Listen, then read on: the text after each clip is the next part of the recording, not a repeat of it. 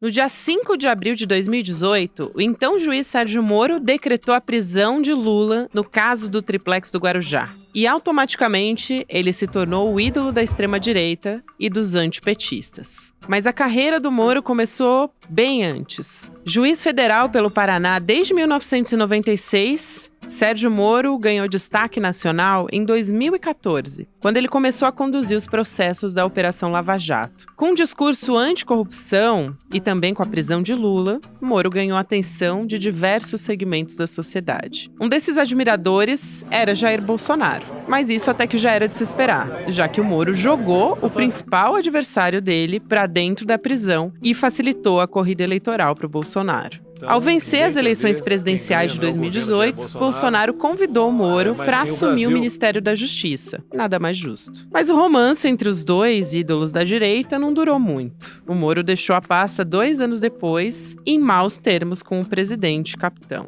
Mas ele não desistiu da carreira política. Continuou sendo admirado pelo Reduto de Curitiba e o ex-juiz foi eleito senador pelo Paraná em 2022 com quase 2 milhões de votos. O romance com a política também anda em maus lençóis. Nessa semana, o Tribunal Regional Eleitoral do Paraná deu início ao julgamento que pode levar à cassação de Sérgio Moro por abuso de poder econômico e uso indevido dos meios de comunicação durante a campanha eleitoral. E a ação, curiosamente, está sendo movida pelos partidos rivais do Congresso, o PT, de Lula, e o PL, de Bolsonaro. Sérgio Moro, que um dia foi considerado herói nacional por prender o ex-presidente Lula, hoje está quase no banco dos réus, sendo interrogado. E Lula está de volta à cadeira de presidente da República. Quarta-feira, 3 de abril de 2024.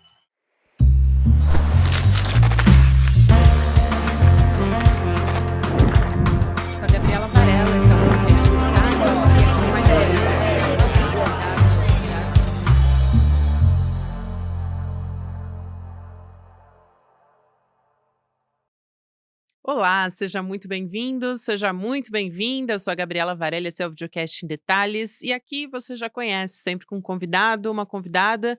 A gente analisa uma temática ou uma notícia importante do momento de segunda a sexta-feira.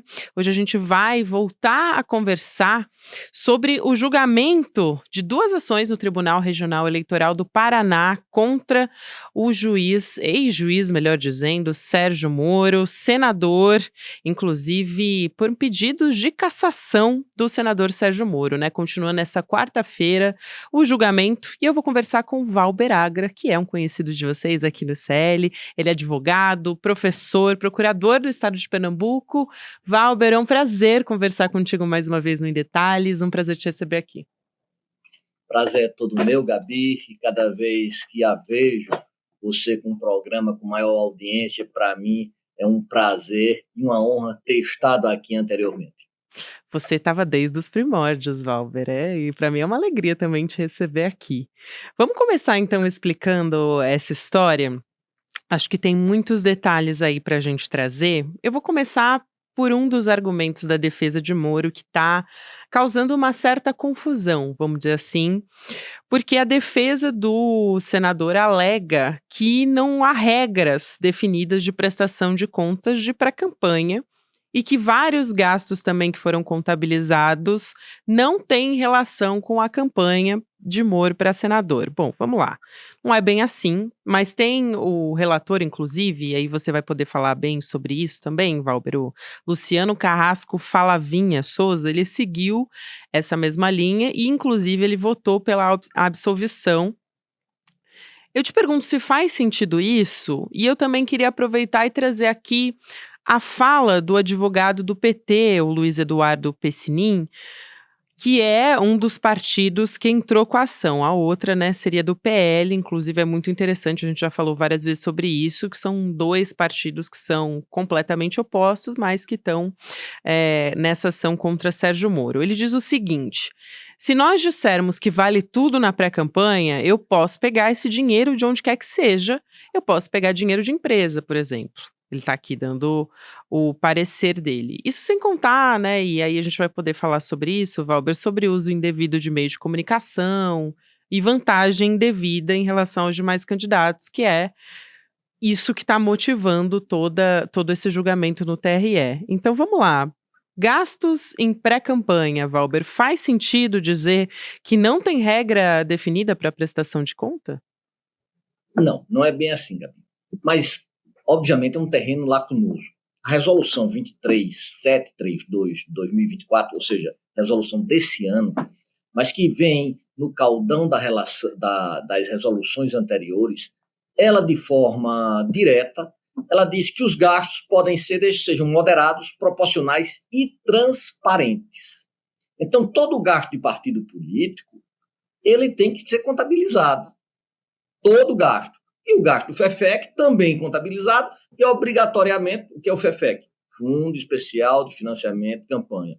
Fundo partidário, aquele que todo partido mensalmente recebe para manter suas atividades. Eles têm que ser o quê? Eles têm que ser contabilizados, eles têm que ser declarados. Então, o que é que houve? Todos os lados, o Ministério Público, o advogado do PL, o advogado da Defesa, o relator, diz que houve gasto maior do que o devido, 4,4 milhões. Todos eles. Qual é a diferença? É que o PT diz que é mais de 20 milhões, o PL 7 milhões, o advogado da parte 120 e tantos mil e o relator 400 e tantos mil. Ou seja, ninguém tem a ousadia de negar os fatos. Nenhum deles tem a ousadia de negar os fatos. Então, isso por si só já cria o quê? Um desequilíbrio e já serve para contextualizar o quê? O abuso de poder econômico. O voto do relator ontem, o Luciano, doutor Luciano, ele diz uma coisa interessante. Olha, eu não vou contabilizar 1 milhão com história de advocacia. Eu não vou contabilizar 360 mil com fazer um programa partidário. Mas, ora, você dá 1 milhão com história de advocacia que não tem expertise na área e que é mais grave do suplente do senador. Você dá 360 mil para uma firma fantasma que não tem também expertise na área e não contabilizar também do suplente senador. Então, veja, então não é 440 mil, já são quase 2 milhões. 2 milhões não serve para dizer que houve abuso de poder econômico, mas, claro, é 2 milhões a mais.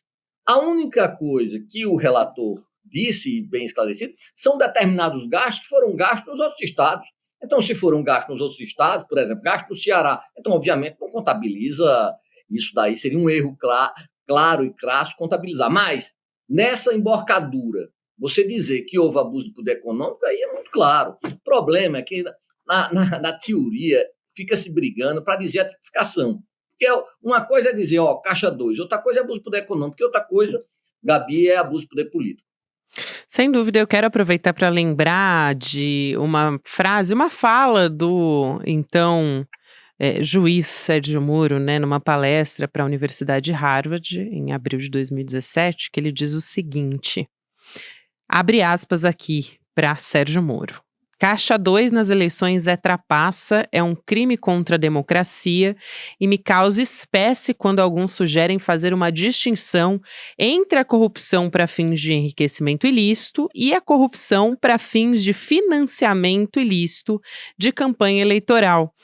Para mim, a corrupção para financiamento de campanha é pior que para o enriquecimento ilícito. Foi o que ele disse nessa palestra para a Universidade de Harvard, lá em abril de 2017. Gabi, ainda tem uma segunda parte que não foi bem colocada no voto, porque isso são os gastos do Podemos. Quando ele entra no União Brasil, na pré-campanha, houve um gasto colossal Exatamente. em comunicação e marketing. Isso não foi colocado em canto nenhum. Todo mundo sabia que a entourage do então candidato e hoje senador Sérgio Moro era algo exponencial realmente de presidente. Também não fora contabilizado. Também não fora. E se você olhar, diz, Valber, isso é ilação. Não. Vamos olhar o material da pré-campanha do candidato. A resolução fala de gasto transparente. Onde está essa transparência? A resolução fala de gasto módico. Onde está esse gasto módico? Foi algo hollywoodiano, onde nós sabemos nós trabalhamos, você na área de comunicação, que isso custa muito, isso sem contar que o marqueteiro dele era um dos mais caros do mercado e também não houve gasto. Você não coloca esse gasto da pré-campanha em canto nenhum, onde há o gasto, um gasto exorbitante. Então, obviamente, se isso não também, nessa segunda parte, não for configurado como caixa 2, nada ou mais o é. E ainda tem, né, os procuradores que opinaram pela cassação, né, dizem que houve esse investimento de mais de R$ 2 milhões na pré-campanha, que foram pagos pelo Podemos, né, o partido antigo, e pela União Brasil, o atual, e que isso representa 110% da média de gastos em campanha eleitoral dos candidatos ao Senado do Paraná. Quero aproveitar, Valber, já que eu falei aqui dos procuradores opinando pela cassação, e te ouvir a sua avaliação até agora, você que acompanha muito bem essa área e também acompanhou o julgamento, que vai ser retomado, inclusive já tem outras 2 datas marcadas, né, hoje, nessa quarta-feira, e também vai ter mais uma agora em abril. O que diz o Ministério Público, o que diz também a defesa de Moro e a sua avaliação sobre o voto do relator, que eu já citei aqui, o Falavinha? Ora, o Ministério Público, ele anota de forma muito percussiente que houve um gasto acima do que fora feito, um gasto não contabilizado, o que faz, obviamente, uma gravidade, uma ilicitude e pede, obviamente, a cassação de toda a chapa. Esse é o primeiro ponto. A defesa diz, não, esses gastos foram gastos para muitos estados, isso daí não houve, o gasto de um escritório que não tem expertise, isso é normal, é um gasto guarda-chuva, o gasto do programa de governo é normal, não tem problema nenhum. Aí todos os candidatos fazem numa gravidade. O voto do relator, ele diz, olha, tem um gasto, mas esse gasto não é tão alto, não é tão vultoso assim. Se não é tão vultoso assim, o relator fala que houve um gasto de 224 mil, a defesa 141 mil, o MP 2 milhões, o PT 21 milhões e o PL fala em 7 milhões. Então não tem isso não. Então isso daí foi antes para o Brasil todo, eu não vejo gravidade, ou seja, não tem como isso impactar 224 mil, não tem como impactar, o TSE não tem essa jurisprudência, e tem, o caso da senadora Selma é muito interessante, mas veja, a questão principal não é essa, a questão principal é ética. Onde é que alguém que era o paladino da moralidade, com todos os posicionamentos, disse que gastou a mais, que não contabilizou, na melhor das hipóteses, e esse paladino da moralidade está fora do princípio da legalidade? É verdade que a gente vai dizer que esse paladino da moralidade está acima da lei? Essa é a questão mais grave, veja, usando uma palavra nietzschiana, Deus está nu, Deus está morto e o rei está nu. A segunda, obviamente, na Nietzsche. Então, não tem condição, Demóstenes. Então, veja, como é que eu agora vou dizer, não, a lei serve para todo mundo, mas não serve para mim? Diante de tudo isso que está aí, os fatos são, volto a dizer, pululantes em todo o processo. As provas são mais do que robustas. Justamente. E também, um dos argumentos de quem está fazendo a acusação, né, dos advogados da acusação, é de que ele queimou a largada, né, ele começou a campanha 8 meses antes, até o advogado do PT diz que isso é uma trapaça, né, porque, depois se desistiu da campanha e é inegável o uso dos meios de comunicação para dar entrevistas, pode falar, Valber, por favor. Esse argumento não é tão robusto. A gente tem que ter cuidado na colocação dos argumentos. E eu gosto muito do jovem Peitinin, que eu conheci jovem e hoje é um expoente da advocacia. Mas por que tem que se ter cuidado? Porque o ano macroeleitoral começa, vamos dizer, na pior das hipóteses, porque isso não tem na lei, o período do processo eleitoral começa no dia 1º de janeiro. Então, pegar gastos em outros estados Pegar, você diz, mas Valber, a identidade visual pode ser usada para tudo. Verdade, pode. Mas eu pegar gasto de outros estados do ano anterior à eleição, não acho muito interessante. Mas eu dividiria como eu dividi. O período do gasto do Podemos, que não está explicitado e pode ser dado um gasto para adiantar posteriormente, porque todo mundo sabe que o marqueteiro na pré-campanha ele ganha. Todo mundo sabe disso. Todo mundo sabe disso. Um marqueteiro daquela qualidade cobrou muito. Então, esses 1.360.000 para fazer um plano de governo, será que Moro não conseguiu isso de forma mais módica?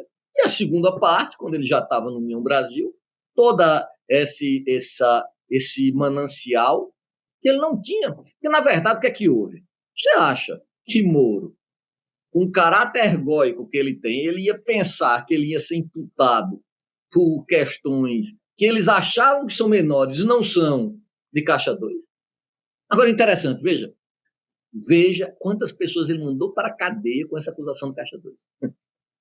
E aí veja, hoje está sendo julgado e tentando esconder o que está lá, o que é bem claro, o que está assim, à luz do sol do meio-dia. Então, assim, ele tenta esconder. E veja quantas pessoas ele mandou para a cadeia. Pois é, e eu acho que é nesse sentido, Valber, claro, vou querer ouvir sua avaliação, mas que o relator, ele minimiza os abusos da Lava Jato, por exemplo, ignora essa causa do julgamento. Agora, um ponto que eu queria trazer aqui para você comentar, e você já falou, assim, rapidamente sobre, mas o que a defesa do Moro está tentando fazer é afastar o caso dele do caso da ex-senadora Selma Arruda. E aí eu vou explicar para quem está nos acompanhando e não conhece, porque que é uma senadora, né, uma ex-senadora matogrossense do Podemos, e ela foi condenada em 2019 por Caixa 2 e abuso de poder econômico, e aí ela teve o mandato cassado, né? Como é que foi essa história? Antes do início da campanha, ela recebeu um empréstimo de R$ 1,5 milhão de um fazendeiro, que era um dos suplentes dela, e aí ela contratou empresas, né, de pesquisa e de marketing também, que foram ali responsáveis por direcionar a estratégia política dela. Eu pergunto, Valber, o quanto o caso do Moro vai balizar outros casos também, quanto a gente pode ter esse resultado, e se você faz essa relação, essa correlação com o caso da Selma Arruda também. Para não aplicar o caso da Selma, da ex-senadora Selma, tem que haver o que a gente chama de uma distinção, distinguish. Há uma distinção nisso? Não, o caso dele é mais grave. Por que mais grave? Veja, voltando à questão ética novamente. Ele trai a lei, trai a magistratura, trai o presidente Bolsonaro, e depois trai o ex-senador Álvaro Dias de forma escancarada. Quem o levou para o poder foi o senador Álvaro Dias. Padrinho político, né? E isso daí, de forma, não está nos autos, mas a gente tem que dar o quadro das circunstâncias. Então ele diz, não, meu caso não é igual. Não, o caso dele é pior, porque tem o dinheiro do Podemos, tem o dinheiro do União Brasil, o caso da Selma era dinheiro privado. Então o dele é dinheiro público. O dinheiro público, ele sabe melhor do que ninguém, tem que ter maior transparência. O dinheiro. Ora, se ela foi condenada no dinheiro privado, imagina no dinheiro público. Então, quando você diz isso, não há diferença, não há distinguish, mas é um caso muito mais grave. Então, se há esse paradigma, óbvio, e ela perdeu o mandato, ela foi cassada, não vejo dúvidas que também será e deve ser a chapa toda, porque se não for a chapa toda, assume o suplente. Veja, veja aqui uma das contradições.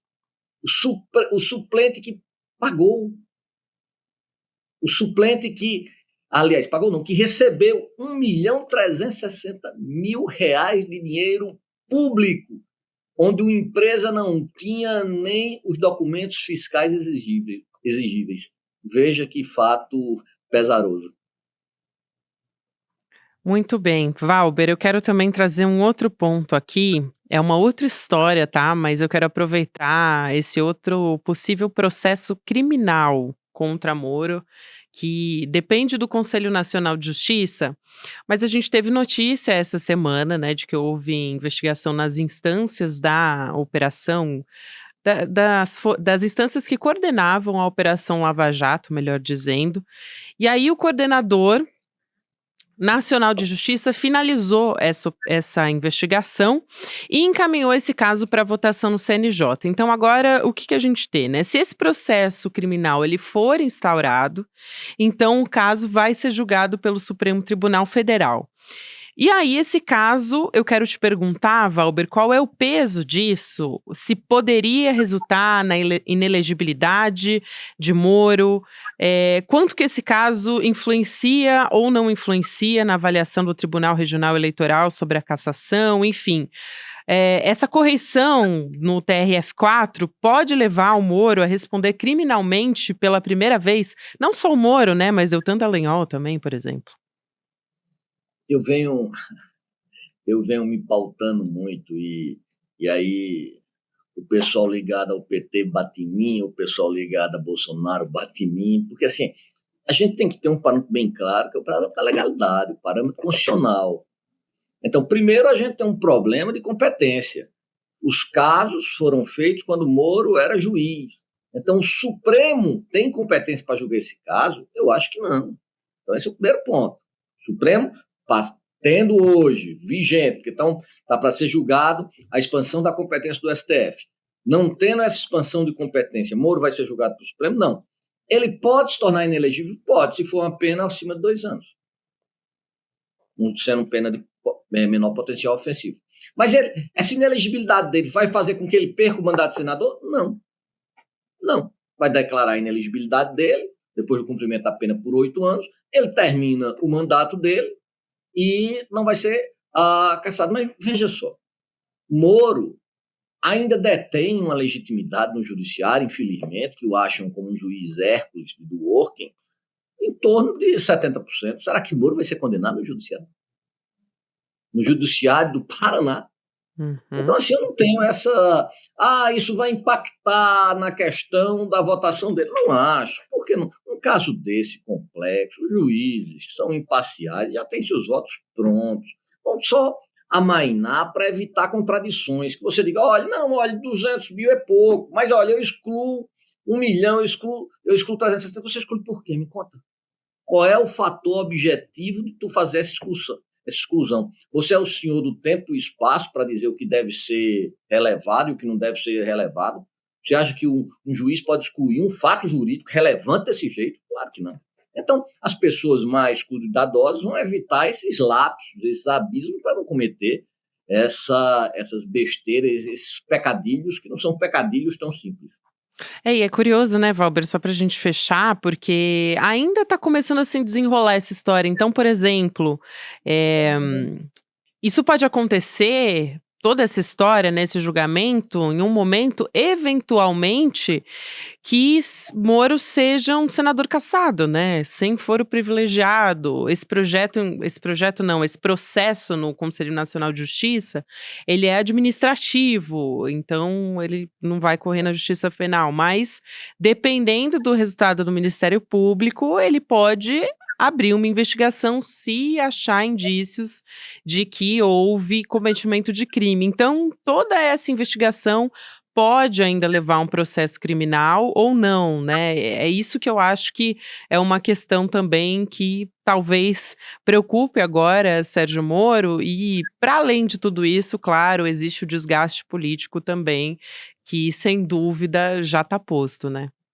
Quando eu falei da competência, vai ser em caso de recurso, porque ele não vai aceitar uma decisão do CNJ com a empáfia que ele tem, ele não vai. Olha, eu acho que é o final de uma ópera bufa. Alguém que é o paladino da moralidade termina perdendo o mandato por um crime que ele tanto abominou e que ele puniu tantas pessoas, algumas até sem provas. Veja que efeito didático para a nossa democracia. Então, assim, eu acho que o fator Moro deve ser pensado. Moro foi um ponto fora na curva que resultou em descalabros muito fortes. Tem vários autores que dizem que o Bolsonaro, não o bolsonarismo, surgiu em relação aos efeitos da Lava Jato. Outros já dizem que parte do bolsonarismo surgiu em relação ao efeito da Lava Jato. Foi uma entronização de uma moralização que, veja, uma moralização que os agentes dessa moralização, uns queriam regerir um fundo de 2 bilhões, e outros ganharam dinheiro em palestra de 800, 900 mil, que grandes professores no Brasil, professores titulares de várias universidades importantes no Brasil, com anos e anos de experiência, nunca ganharam. Então, veja, eu acho que o efeito didático-pedagógico é muito mais amplo. Eu acho que, a partir dessas decisões, a figura do ex-juiz, atual senador, ou quase ex-senador Sérgio Moro, vai ser uma figura que, graças a Deus, será apagada da história atual, da história recente do Brasil. É isso, Valber, como você diz, é didático, acho fundamental essa sua fala, eu quero te agradecer muito por ter aceitado, é sempre um prazer conversar contigo aqui no Em Detalhes e sempre trazendo, além da sua avaliação, que é sempre brilhante, trazendo também as explicações para a gente poder entender tudo que está em jogo aí nessa história do Tribunal Regional Eleitoral, vamos continuar acompanhando, e quando a gente tiver um desfecho também, você volta para explicar pra gente o que é que a gente pode esperar dali pra frente. Mas eu acho que essa página da história, realmente, você tem toda a razão, é uma página da história que vai ser virada. Muito obrigada, querido. Valber Agra, advogado, professor, procurador do estado de Pernambuco. É um prazer te receber. Prazer todo meu e fico muito satisfeito em vê-la brilhando cada dia e cada programa de forma mais intensa. Obrigado a todos e a todas. Obrigada, meu querido. Até mais. Um abraço grande. Um beijo. Um beijo. Vamos chegando aqui ao final do nosso programa, mas antes, nesse episódio, eu quero trazer aqui a lembrança para você que a gente vai ter um grande evento no ICL. A gente vem falando sempre sobre comportamento humano, e quando a gente fala de comportamento humano, a gente não pode deixar de falar de um dos maiores psicólogos do mundo, um dos maiores dos Estados Unidos também, o Elliot Aronson, que estuda justamente psicologia social. Ele é escritor do best-seller Animal Social, que é o livro preferido do Eduardo Moreira. A gente vai ter uma aula inédita e gratuita aqui no ICL, é isso. A gente vai ter aqui exclusivo para você, você pode participar, é de graça, mas tem que fazer inscrição, é uma oportunidade imperdível, né, gente? Em detalhesicl.com.br para você fazer a sua inscrição, ter acesso a essa aula, que é um privilégio, até porque o Elliot Aronson, ele já está com mais de 90 anos, estuda essa temática há muitos e muitos anos. A gente aqui no Brasil está vivendo um período, inclusive, de muita fake news, de ameaças da extrema-direita, então é fundamental a gente tentar entender o que está por trás de tudo isso que a gente está vivendo, como que a gente pode se blindar dessas manipulações todas. Então fica a dica para você, vai ser neste domingo, para quem está nos ouvindo, 7 de abril, às 8 horas da noite, você pode acompanhar essa aula com o Elliot Aronson, mas tem que se inscrever, não esquece. Obrigada a você que me acompanhou até aqui, para você que está nos assistindo pelo YouTube, você fica agora com o Mercado Investimentos, depois tem Rolê ICL, 6 horas da noite, o CL Notícias segunda edição, lembrando que estamos também em todas as plataformas de áudio. Obrigada e até amanhã. Existe alguma fórmula para diminuir a agressividade das pessoas? Diminuir os conflitos entre as nações? O que a psicologia social diz sobre isso? Pois bem, a gente resolveu conversar com o maior nome no planeta da psicologia social. Elliot Aronson, o psicólogo social mais premiado da história e o criador de conceitos como dissonância cognitiva e vários outros que você usa no dia a dia, mas nunca soube de onde surgiram. O nosso encontro vai acontecer no dia 7 de abril, um domingo, às 8 horas da noite. E é gratuito, aberto, para todo mundo poder participar. Para você não perder essa chance, é só clicar aqui embaixo no botão Saiba Mais. Aproveite e chame seus amigos e amigas para participar também. Ninguém pode perder essa oportunidade. E não tem replay. Então é se inscrever, tá lá no horário combinado e curtir esse aprendizado.